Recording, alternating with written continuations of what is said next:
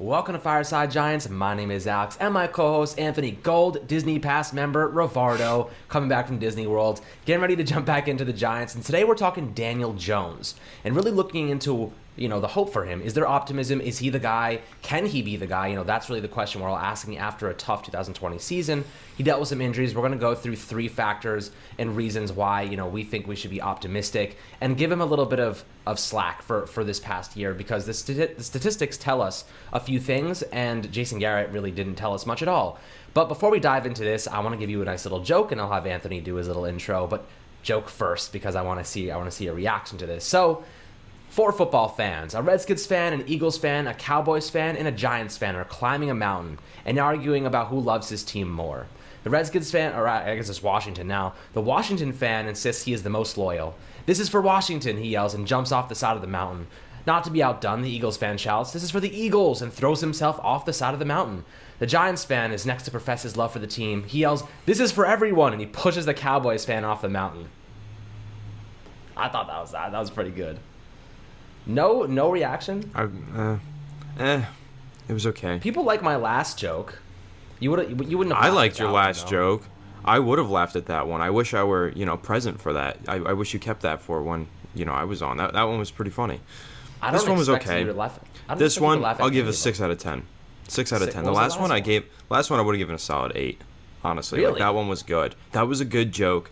It caught me off guard. This one was like, I saw it coming, and it's kind of too similar to the last ones. But the last one, man, I wish I was around for that. Truly do.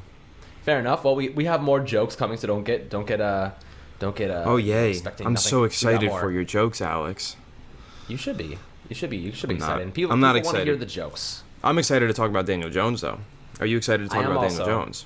I am excited to talk about Daniel Jones, and there's a couple reasons why. But we want to start off, let's just overview his season, his statistics, and kind of just give that blanket before we dive into the first factor. So Daniel Jones, obviously, had a tough year. He battled hamstring injuries, and he battled an ankle injury late in the season. But he did manage to bounce back, and really try and come through for his team. He looked good against Dallas in Week 17.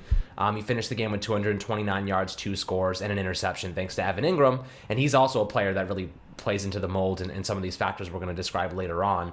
But this year he finished with, let's see, hold on here, 2,943 yards, 11 touchdowns, 10 interceptions, and he fumbled the ball 11 times. So that's down from 18. But that Arizona game was the big anomaly for me. He fumbled 3 times in that game. It really brought his numbers up astronomically, and it was mainly because the offensive line was just absolute garbage. I don't really blame him for all of those, because there's only so many hits you can take before you're just fumbling. Even Colt McCoy came in, he fumbled twice too, and one of them was to end the game. So I don't really blame Daniel Jones all that much when it comes to that. The offensive line gave up 8 or 9 sacks. Hassan Reddick had 5 by himself. So it's you got to give him some slack there. Like, what can you do when your offensive line is literally Swiss cheddar cheese? But that leads me to, what I want to talk about for the first factor that we want to discuss, and that is the tangible and physical traits that Daniel Jones do possess. That's where, I really get annoyed. Some people, don't think he's the guy, which is totally fair. He might not be, but he has the physical tools to be a good quarterback. He's 6'5". He has the height. He can see over the offensive line. That's not a problem like it is for some quarterbacks like Russell Wilson, Kyler Murray, those smaller guys. Even Baker Mayfield's a little shorter. But Daniel Jones, he's a guy that's 6'5". He can stand there, look over the offensive line, and see targets downfield. He has the perfect size. He's 221 pounds. He has some mass to him. He gained a lot of weight. This past offseason, he came back looking ripped as hell. So that was pretty fun to see, but it didn't really translate to much more production, which we would have hoped. But it has allowed him to establish one more thing, and it really is the running aspect of his game. That has become such a big factor for him, and it only adds to his value. And I posted a clip on Twitter a couple minutes ago. You can go check it out. And it really was Daniel Jones. It was a 34-yard rushing touchdown against the Eagles this past year. And, there's not many NFL quarterbacks that can actually do that. I'm gonna put, if you're listening to this on audio on the YouTube channel, I'm gonna put the actual clip of this right now so you can see it. But he breaks away 34 yards, he jumps upfield, and he outruns the entire Eagles secondary. There's not many quarterbacks in the NFL that can do that, and that's what Daniel Jones brings. That's one of the tangible traits that I really like about him, Anthony. But what do you think about him as a physical specimen? And do you think that he has the right tools to be a good quarterback? Well, this is the argument that I've been making for a while. You know, a lot of fans of football in general have been saying Daniel Jones doesn't have any elite traits, right? That's the phrase. You know, when you're looking for a quarterback and evaluating quarterbacks, you want to find elite traits. And they say that Daniel Jones doesn't have any. Now, I understand to an extent why people would say that, right? Maybe he doesn't have elite arm strength, he doesn't have elite accuracy, and he doesn't have elite decision making. But I don't think that means he doesn't have an elite trait, because I think he absolutely does have an elite trait, and that's his athleticism and his ability to make plays with his legs. As much as, Giants fans want to joke about it in a fun way, and Eagles fans want to point it out and laugh at it because they think that they're making some kind of point, him rushing for 80 yards, tripping and then falling, take away the tripping and falling, or even include it, it was a quarterback that had an 80-yard rushing attempt. That's insane. That's so unheard of. That's uncommon. The fact that he even was able to outrun a defense for that long and make it 80 yards before, running out of gas and falling. Man, I would have ran out of gas too. Patrick Mahomes said he would have ran out of gas too. He tweeted that when it happened. He said, there's no way I would have made it to the end zone. That's an elite trait for a quarterback to do that. And especially because when you consider he hit, what was the top speed? 21.35 miles per hour or something? Faster than any Lamar Jackson rushing attempt from the season. 21.23 faster. Yeah, fastest since any quarterback since 2018. That is an elite trait, dude. Like, that is so rare to see a quarterback move like that. It's uncommon, and to me, that is an elite trait that the Giants, going forward, if they want to, can absolutely build around and build the offense around emphasizing getting Daniel Jones on the move and using his legs to make plays and get out in open space, because that's really where he can do a lot of damage. That we haven't really seen him get to do to his fullest extent just yet. That's right. That's exactly right. It's the running game. But at the same time, I don't want to be running him over and over again, because then you risk injuries like the hamstring pull. That's where you want to be careful when you're pushing it a little too far and you're incorporating the running a little bit too much into his game. I want to see him become a pure passer as well. Like a passing first quarterback that can rely on his legs if he needs to, pick up the extra yards, break a few big ones down the line, when it comes to that. But for the most part, there are a few weaknesses as well for DJ. I just want to list a couple of them off. So, we hit on everything here. We're going to do some weaknesses in a different video. This is more of an optimistic why we should be hopeful. But, pocket awareness is one thing that has been a concern. And I think he has actually gradually improved in that area based on the 7 fewer fumbles this year. And then the anomaly against Arizona, which was 3 fumbles. So he actually really had 8 if you take away that game. And that's just disappointing performance from our offensive line. But in addition to that, it's the reads and the progressions that also are a little bit worrisome. Sometimes he doesn't get to those second and third reads. He'll lock onto one target. He'll throw to the flats when there's a guy right on somebody. That's where I get a little concerned, is when he's throwing the ball into the flats and there's a cornerback tight in man coverage on the target. That's where I get a little like, you shouldn't do that. There are other options. There was one play specifically late on the season. Dion Lewis is wide open on the left side, and he throws a flat route to Evan Ingram with a cornerback on his back. That's the type of throw you do not make in the NFL. You throw that ball away, worst case. Never make that throw to the flats, because very easy to get a pick six there. He's extremely lucky it bounced off his hands. So those are the type of things that are a little worrisome sometimes. Yeah, he has struggled with getting through his reads sometimes, and that's really one of the biggest, criticisms that you can have on Daniel Jones, is that, he doesn't always read the field properly. A lot of the times he locks into his first read and just throws without surveying the field, and that was a big part of the Evan Engram turnovers, right? Because Evan Engram accounted for, 6 of his turnovers this season, 5 or 6? Insane number, but a lot of that is a product of scheme and a product of Daniel Jones not going through his progressions, because in the scheme, more often than not, in Jason Garrett's scheme, Evan Engram, the tight end, is the hot read. He is the number one read. You look to him, and if he's even open at all, you throw it, right? Unfortunately, to Daniel Jones, Evan Engram looks open, to a lot more open than he does to other people. A lot of people don't see him as open. Daniel Jones is like, well, he's the first read. I see maybe a window I can fit it in. So he beams it in there. A lot of the times it turns into a turnover. Of course, the ball hits Engram in the hands, and he should catch the ball. However, it's a tight window. It's not the best throw. It flies off of his hands. It becomes a pick. That's happened a few times. Sometimes it's been where just Evan Engram drops a pass and it's completely his fault and Daniel Jones made a good read and a good throw. But other times, Daniel Jones does struggle to get through his progressions. But that's not to say that he's a bad quarterback. That's to say that he's a young quarterback who's still learning the professional game of football. Because there's a lot of other things that Alex is going to mention, and I'm going to touch on as well, that show you that he's not a bad quarterback and that these are mistakes that he makes, but they don't absolutely define him as a player. Exactly. There are a lot of weaknesses with Daniel Jones, but the thing is, a lot of quarterbacks entering the NFL have the same troubles. They do have turnover problems. Maybe they lack a little bit of pocket awareness. They make unnecessary throws, take unnecessary risks. But that is part of growing in the NFL. I think he actually alleviated a lot of those tendencies this season, or at least dampened them to a point where maybe it's average. The second portion of the season, I think, actually was better than I would have expected, just because he was injured and really trying to be a pocket passer there. But I do think the tangible traits, the physical ability that he does have, is really something that we should be focusing on in terms of his potential. Because we're still in the phase of potential. We're not just yet at the spot that we can say it's time to move on. We can't trust him. He's not the guy. I still am looking at the potential for Daniel Jones, because I do not expect them to move on from him this offseason.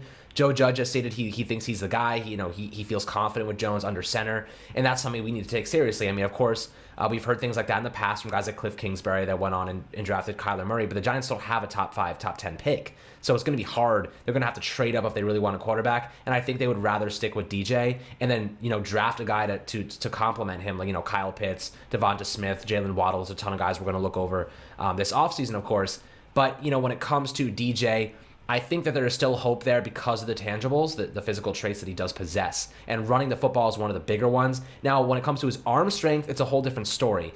I think he does have some struggles reaching the boundary sometimes. Sometimes he does throw some rainbow passes. Like, there's just not enough zip on him when he's throwing to the boundary. But when he's throwing to the middle of the field, and Anthony can attest to this, when he's throwing to the middle of the field, he has a gun. And we saw that Dante Pettis touchdown against Dallas this past 2 weeks ago. He threw a laser to Dante Pettis, and like that ball right there said to me, he has the arm strength to get it done. He can sling those balls. It's just that when he throws to the sideline, oftentimes I see he's off balance, so he's really using too much arm and not enough legs. That's why I think he struggles sometimes throwing to the boundary. And then also at the same time, you have guys like Shane Lemieux who struggled in pass protection. They're getting pushed into his lap, and he's throwing off his back foot. So like when you're on your back foot, you're not using your legs to put weight behind the throw, you're going to have trouble throwing to the boundary. When he actually has a good base and he's leaning into his throws, I think he can get it done very, very easily. It's just about the protection and really throwing with a solid base and fundamentals. I think he can get it done. Now, the leg portion of it is also important, because being able to roll out of the pocket, throw on the run, that is a super important thing, especially in modern day NFL schematics. Like, you have to be able to create plays on the run. The best quarterbacks in the league do it. That's the difference between being a good and great quarterback, being able to be elusive in the pocket. They say, like, if I was playing Madden earlier, and they say with Russell Wilson, they're like, he's like a magician. Like, now you see him, now you don't. Like, that's what Daniel Jones needs to establish with his game, like the ability to maneuver in the pocket and slide and move into certain spaces where he's not going to get himself in trouble. Yeah, here's the counterpoint with that is Daniel Jones has the athleticism to move around like Russell Wilson, but he doesn't have the awareness. Like Russell Wilson just got elite pocket presence. He just knows when the rush is coming, he knows where it's coming from, and he's able to diagnose that and then react. And it's a very instinctual thing. Jones just doesn't have those instincts built up yet. He hasn't really developed that. But that's not to say that he can't work on that. I think we've seen him progress and get better at that. I just don't think that he's there just yet to where we could say he can become a magician in the pocket, because right now he's in the pocket is sometimes where he struggles. Passing from the pocket, good. When he's got a clean pocket, he's very good. The stats will back that up. But when he has the rush coming, he oftentimes doesn't fully sense it. And like I said, I think second half of the season he really started to get better with that, and he really started to feel the rush a lot better. Really throughout the season he just got better week to week with that. But it's still something that he needs to continue to work on, continue to grow with, and then, hopefully next season, another year, and under his belt, maybe we could finally see him understand where the Russians are coming from and be able to get away from it and maybe pull off some of those, plays where he gets out of trouble and makes a throw, because a lot of times he struggles with getting out of the trouble and then making the throw. It's usually one or the other. Stays in the trouble and doesn't make the throw, or gets out of the trouble and has to run, right? So, and then I also want to touch on the legs thing, right? In terms of his footwork. Now, that's something that's really important, because when you look at Baker Mayfield in his first season, he was good, right? And he showed a lot of good things. Second season, something went wrong with Baker Mayfield. He just started to look really, really bad. What happened to him? Well, if you actually go back, you watch a film, or if you do any research on it, read some articles about it, it was his footwork. His footwork got really bad under Freddie Kitchens for some reason, and he just started having really inconsistent and poor footwork, and he was throwing from a weak foundation, a weak base, and he was off balance oftentimes, and would cause him to sail passes or just be terribly inaccurate. This year, Kevin Stefanski came in. First thing they did, they fixed his footwork.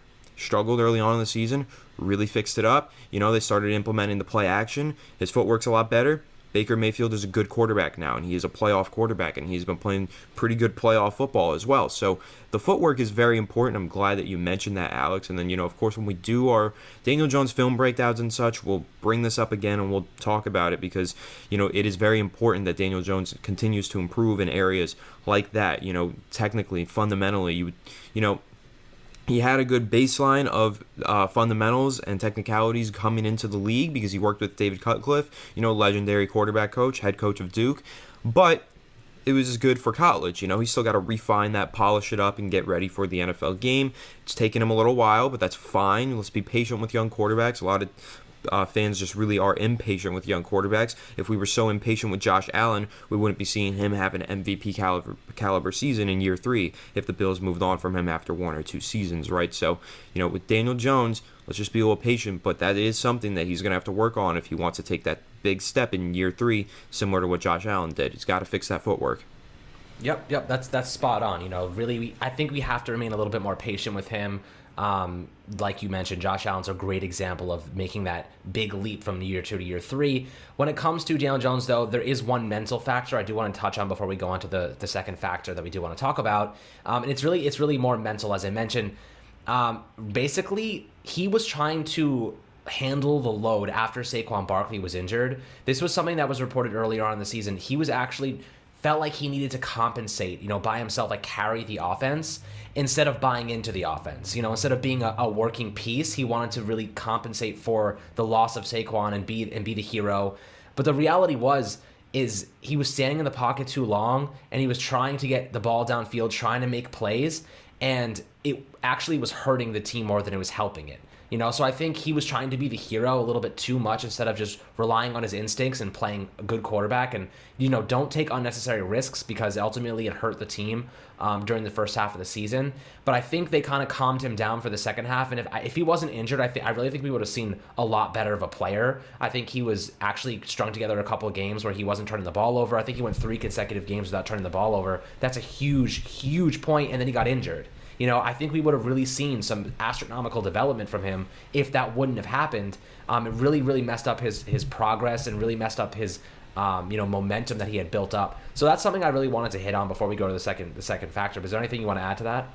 Yeah, I want to add, that is a good point. The injuries, when we're talking about his inconsistent footwork and inconsistent base, they were lower body injuries. It was a calf injury and it was a hamstring injury, so that did affect his base, especially when he came back against Arizona. The hamstring wasn't doing well. You could see that he didn't have a good base, and then the calf, aggravated even further, missed another game. But then when he came back and he was healthy, he was slinging the ball way better, and that's because his footwork really improved. So that is a good point, though. The injuries, and that's a whole nother discussion about whether or not he's injury prone now. He played 14 games, only missed 2 games this year. I don't think it's a huge deal, but, if he does miss time again next season, that's going to get really concerning. And I do absolutely believe the Giants should invest in a solid backup quarterback.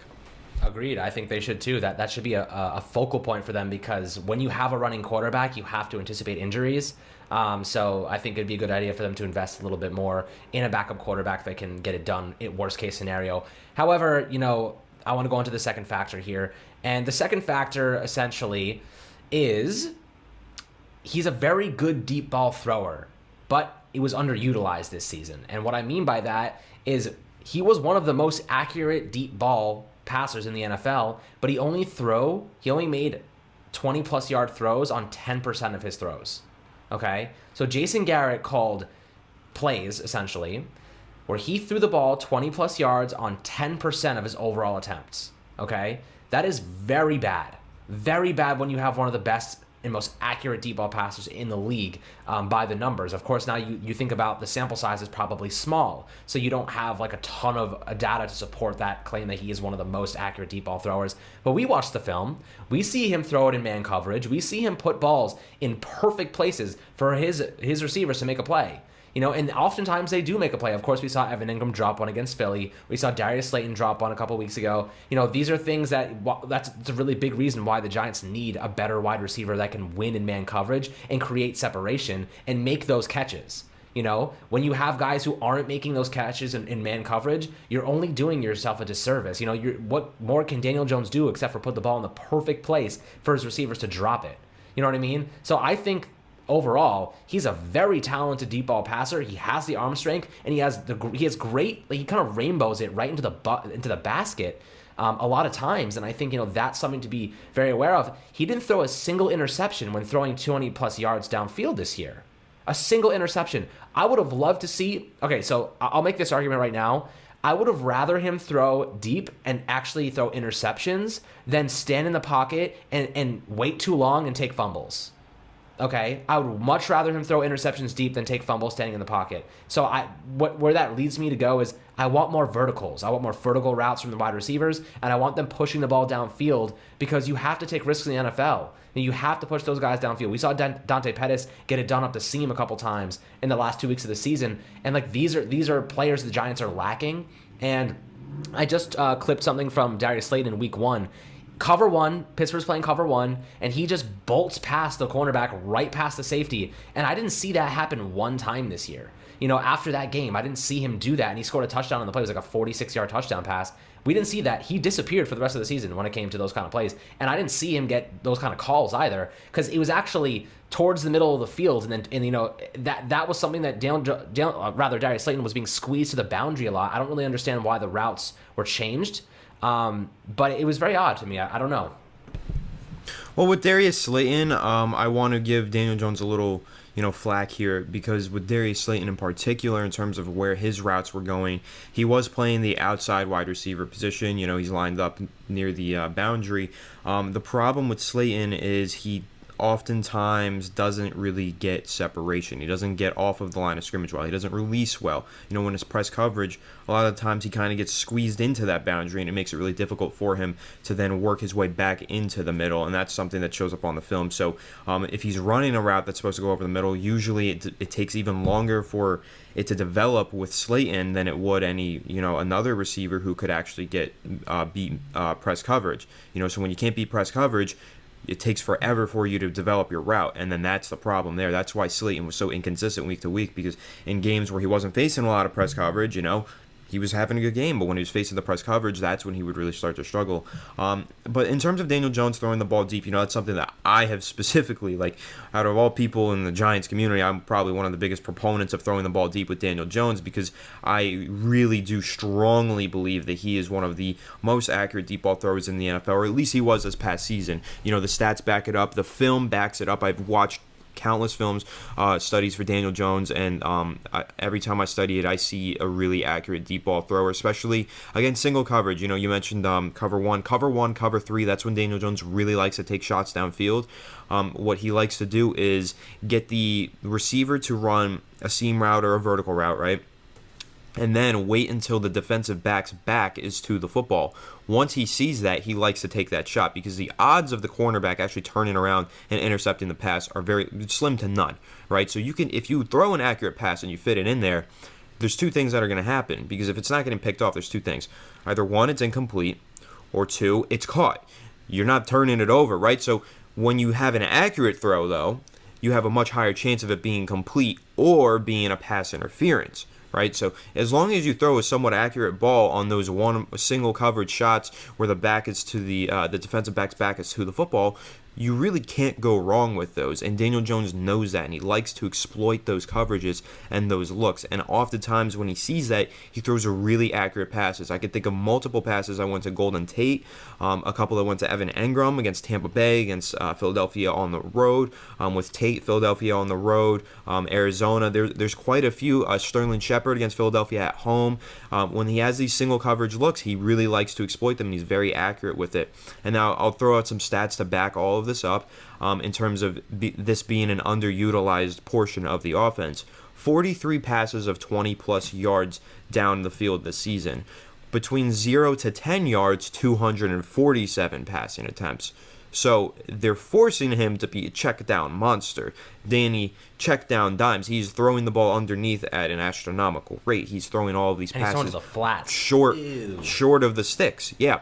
139 of these attempts that were 0 to 10 yards were down the middle. So a lot of that is just Evan Engram hook route below, short of the sticks, and he's just firing it in there.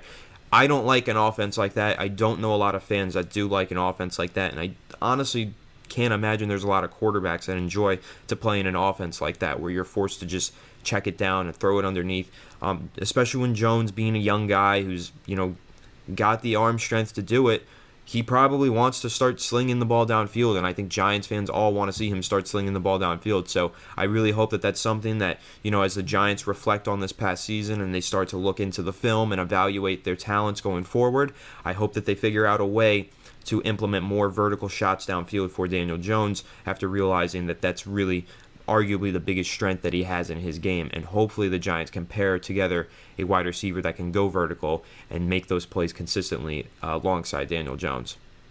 Yep, and the one thing I want to add right before we jump to the last factor here is when he's throwing 20-plus yards downfield, he completed not only a ton of passes, but 652 total yards and 6 touchdowns and 0 interceptions. Okay, so you can see right off the bat, he has some good yardage there, and he's scoring touchdowns, and he's through 0 interceptions, so he's accurate. Like you just mentioned, this is the most annoying stat to me, by the way.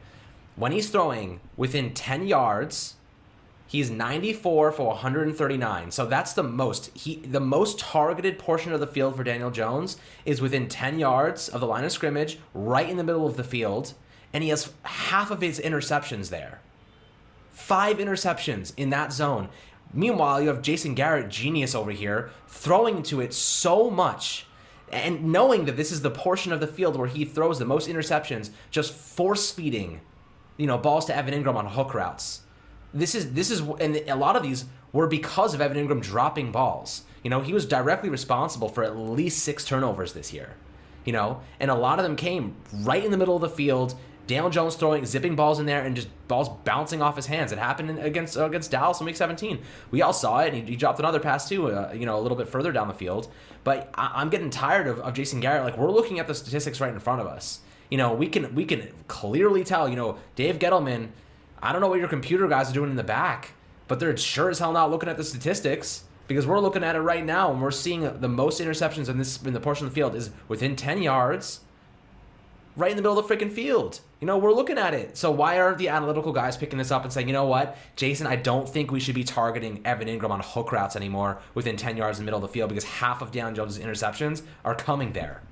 So you tell me, but I think we've learned something about, why Daniel Jones should be throwing deep down the field. He has 0 interceptions, 652 yards, and 6 touchdown passes. But meanwhile, he threw 10% or less balls 20-plus yards downfield this past season. Thank you, Jason, so much for your kindness and the gifts you delivered us. Well, yeah, like you mentioned, those passes underneath the 5 interceptions that he has down the middle, 0 to 10 yards, those are those hook routes to Evan Engram that just turn into interceptions, either because Daniel Jones didn't go through his progressions or because, Evan Engram just doesn't make the catch, whatever you want to chalk it up to. That's just such a huge part of the offense, which is why he had 139 attempts in that spot. But it's also such a damning part of the offense when that's all that you do and you're so one-dimensional in that way. So yes, absolutely, the Giants need to start utilizing the deep ball far more often than they had this past season, and I really do think that they will. I think Freddie Kitchens, when he called the plays against the Browns and Colt McCoy was the quarterback, we saw them go a lot more vertical and be a lot more aggressive downfield. I just think that's because the Giants knew they had to be aggressive to win that game. And I think that once the Giants get a better receiver out there, I think Jason Garrett is going to be more comfortable calling those kinds of plays, similar to how he did with Dez Bryant in Dallas. Yeah, well, that's what we can hope for, at least. We'll see if Jason Garrett's still back. They're still going through the process with the Chargers and the head coaching search there. So we'll see if Jason Garrett is hired and what the Giants do. But I expect him to stay with the Giants if he is not hired. But to move on to our third factor, and this is a huge one, and a lot of people disregard this, and I'm not exactly sure why. A lot of blame always ends up falling on the quarterback. It always ends up falling on the quarterback, really. But the supporting cast that Daniel Jones had for both seasons, rookie and his second year, were disgustingly bad. Disgustingly bad. He had Saquon Barkley, who was injured basically his entire rookie season, and then he has Saquon Barkley, his top playmaker and one of the biggest running back threats in the league, also injured this whole past season. So not only does he have his best player, his best complement out for the entire year, but he doesn't have a wide receiver one. They're rotating in guys like Austin Mack.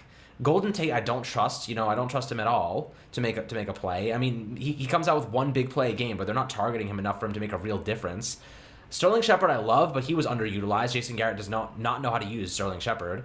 Evan Ingram is a dropper turnover waiting to happen. He makes a couple nice plays every now and then, but I don't trust him either. And then you have Dante Pettis, who I really liked late on in the season, but still, it took him until week 16 to get a chance due to COVID and just him being cut from the 49ers. And then, who else do you really have? Darius Slayton, who played very poorly. He did not create enough separation. And then you have Wayne Gallman, who looked good, but that's the only guy. Wayne Gallman, the 4th-round pick from 4 years ago, that has been a backup for 4 years. That's the guy that played the best football on our team. That's the best offensive player that we had this past season. And that screams lackluster to me.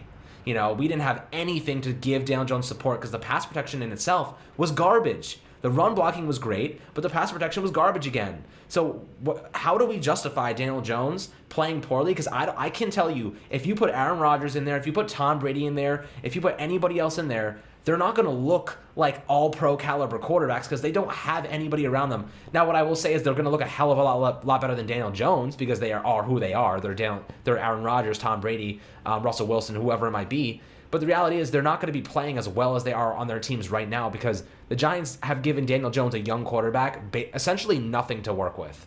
Zero to work with. And that's why John Mara said this past offseason, or really, like a few weeks ago in the annual postseason press conference, he said, we are going to be allocating resources toward the offense this offseason.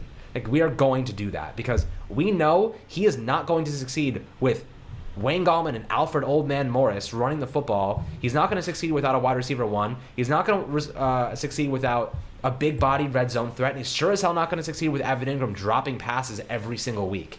So that's how I feel about Daniel Jones. I give him slack because he was working with absolutely nothing, nothing, and then throw in the play caller too. And you're like, how can we appropriately judge and grade Daniel Jones right now when we haven't even seen him with any help? So that's kind of how I feel, and that's why I think the third reason a lackluster supporting cast needs to be mentioned. Yeah, I'm not as emphatic about that point as you or as many Giants fans might be. I'll say I think that once we get Saquon Barkley back next season, that will be huge for Daniel Jones. I think that will open things up in both the running and the passing game and really alleviate a lot of pressure on Daniel Jones. In terms of the offensive line, I think it really improved down the stretch. It got better week to week. This is a really young unit. A lot of young offensive linemen out there and really zero to no continuity, like some to no continuity out there for the offensive line. It was really just a makeshift group that was trying to figure things out, and once they finally started getting a groove, it was a lot better. But then also keep in mind they had a coaching change mid-season, so a lot of those struggles derived from coaching. So going forward, we need to see improvement from the offensive line, otherwise these guys that we think are part of our future are not going to be. Andrew Thomas, we saw a lot of good things, we saw a lot of bad things. Well, he needs to turn it around and make sure that there's a lot more good than a lot of bad next season. Otherwise, we're going to have a lot of question marks about him and try to, start to consider finding even another tackle that can play alongside him or, move him, reposition him, whatever, right? But in terms of the overall talent around Daniel Jones, I agree that Daniel Jones doesn't have a lot to work with, but I do think that, elite quarterbacks elevate those around them. Elite quarterbacks elevate the play and the performance of the players around them, and a lot of the times it becomes a non-factor with elite quarterbacks who they have around them. They just make plays anyway. They figure out a way to make it happen. And Daniel Jones isn't an elite quarterback. That's not to say he can't become one.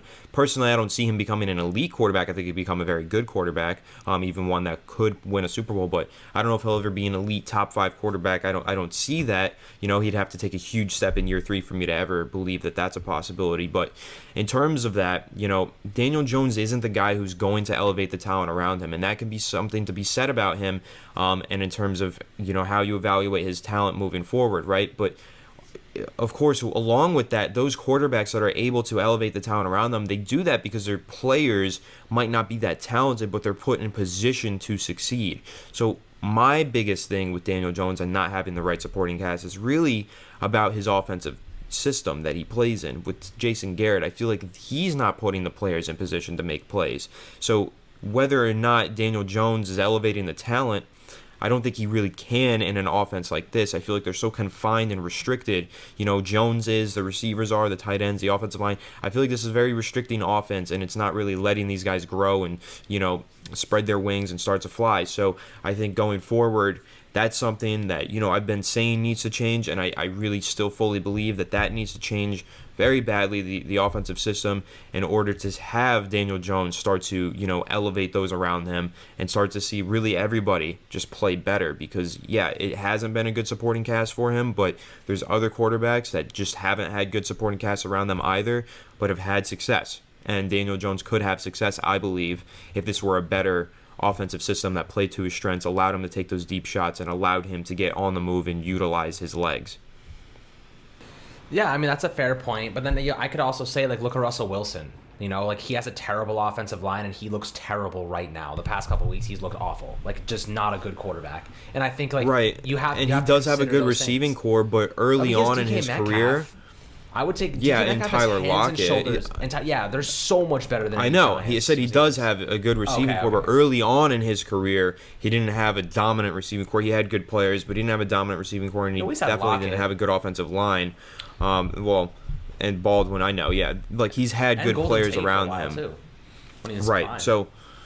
So, but it wasn't always, this elite offensive group that he was playing with. Oftentimes, he turns those players into elite players. I really think Tyler Lockett, he helped turn Tyler Lockett elite. Right, so that's just my counterpoint with the Russell Wilson thing. But I see your argument there, absolutely.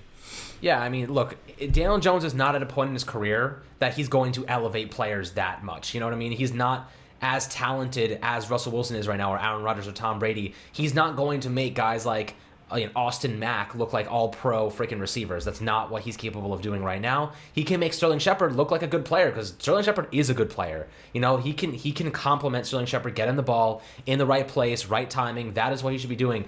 I miss timing routes. I don't see any timing routes with a lot of these receivers. It's just throw it up in the air in man coverage, see what happens, which I'm not opposed to. But I would love to see more back shoulders with Sterling Shepard. We saw one last week, in the last week of the season, and I was like, I've been calling for this for weeks. Finally, they get it done. We wanted to see Dante Pettis. They got it done. They got him the ball. He got a touchdown out of it. And they started to show some semblance of life. But the thing is, I just don't think the chemistry was there. I don't think Jason Garrett did a great job pushing the ball downfield, stretching the defense, forcing them to take linebackers away from the box, just drop into zone coverages. Because like you said, DJ is a good passer when it comes to zone coverage. He can fit those balls into tight places. The receivers just don't create enough separation. They just don't get into the right places. Evan Ingram is one of the worst route runners I've ever seen. The guy, if you watch the film sometimes, he doesn't come back to the ball. He'll jump when he tries to catch the ball, which is it's a big no-no. You never jump right as you're about to catch the ball. He does a lot of things good, but there's some things that just show up consistently where it's just you're in your 4th year, man. This should be ironed out by now. There's a lot that DJ has to work through, and a lot of negatives that other players are bringing to the table that really are holding him back. But I really hope that they get it solved this offseason. They get a number 1 wide receiver. Andrew Thomas takes a big step forward at left tackle. The offensive line is kept relatively the same, so just some continuity I think would be very helpful. And then obviously you have Saquon back, who's going to demand so much attention. If you can get a wide receiver 1 and Saquon back, you're going to dominate man coverage. You know, that's the goal here. You're going to dominate in man coverage if you can get a WR1 and you can get Saquon back, who's going to demand linebackers in the box at all times. That is where the Giants, I think, are heading with this. If they keep Garrett, they're going to get him that wide receiver one, that big body that he can win in man coverage with and really take advantage of those stacked boxes. But that's kind of my final point for this video. Just the supporting cast is so poor, has been so poor. The guy had John Hilliman running against the Patriots last year, one of the best defenses we've seen in the last 10 years. So it's like, you know, when I'm sitting here, I'm talking about it, I really have to think, like, I got to give DJ some slack because they haven't given him, as a young quarterback, enough pieces to work with. Like, think about when Eli came into the league. You know, he had some really talented players to work with. And I think a lot of quarterbacks do. Like, they try to inject talent around him to make their transition adaptation to the NFL more smooth and efficient. And DJ just hasn't had that luck. You know, they haven't done much to help him in that way. So, of course, the Saquon injury is a big one, and you can't really predict those things, but really held him back. Nonetheless, you know, that's my final point. You got anything to add, Anthony? No, I mean, I think, you know, the supporting cast does need to improve, and I think that it will. And once it does, we will see a better version of Daniel Jones. But for now, I think, you know, as we've mentioned, there's a lot of good things that we've seen from him. There's a lot to like in terms of his athleticism, in terms of his downfield accuracy. But, you know, there's plenty to iron out. But that's what year 3 is all about. Everything should be ironed out by the end of next season. And if it is, then we can feel confident going forward. If not, then we'll have a whole nother discussion like this, but the complete opposite result at the end of the conversation next offseason. So this is a big year for Daniel Jones going into 2021, and, you know, this offseason is going to be crucial, how they decide to allocate their resources and how they decide to upgrade this offense. We'll be keeping a close eye on that, and of course we'll be breaking all of their moves down and discussing them and previewing them right here on Fireside Giants, so stay tuned to that. Yeah, absolutely. So, my friends, as always, thank you so much for tuning in to Fireside Giants. I hope you enjoyed the video and the new graphics. We're trying to get better and better and better all the time and provide you guys with elite level content. So thank you so much, and we will catch you guys on the next one.